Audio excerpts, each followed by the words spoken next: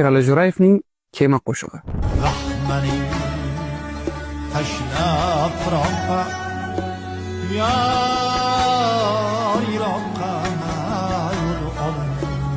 Bu qo'shiq nega bunchalar nodir san'at asari ekanligini bilasizmi? Sababi bu qo'shiqda Alisher Navoiy, Erkin Vohidov va Sherali Jo'rayevning iste'dodi bir nuqtada jamlangan. Alisher Navoiy yozgan g'azalga Erkin Vohidov muhammas bog'lagan va bu muhammasni Sherali Jo'rayev unutilmas, go'zal taronaga aylantirgan. Qo'shiqda bir-biridan go'zal misralar juda ko'p, lekin mana bu misralar alohida e'tiborga molik.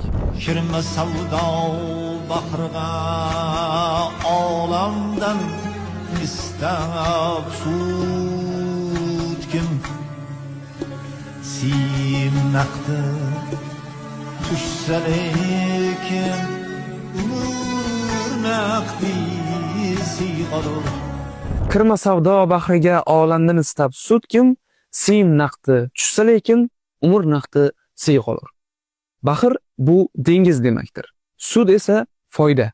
Siyim oltin, kumush, boylik degan ma'noda. Keling endi baytni to'liqligicha sharhlashga harakat qilamiz. Olamdan foyda ko'zlab savdo dengiziga kirma. Chunki bu savdoda kumush tangalar qo'lga tushgani bilan umr naqdi, ya'ni umr boyligi kamayib boradi. Bu o'rinda shuni tushunish mumkinki, agar inson mol-mulk, davlat to'plashga mukkasdan ketsa, umr boyligini behuda sovuradi.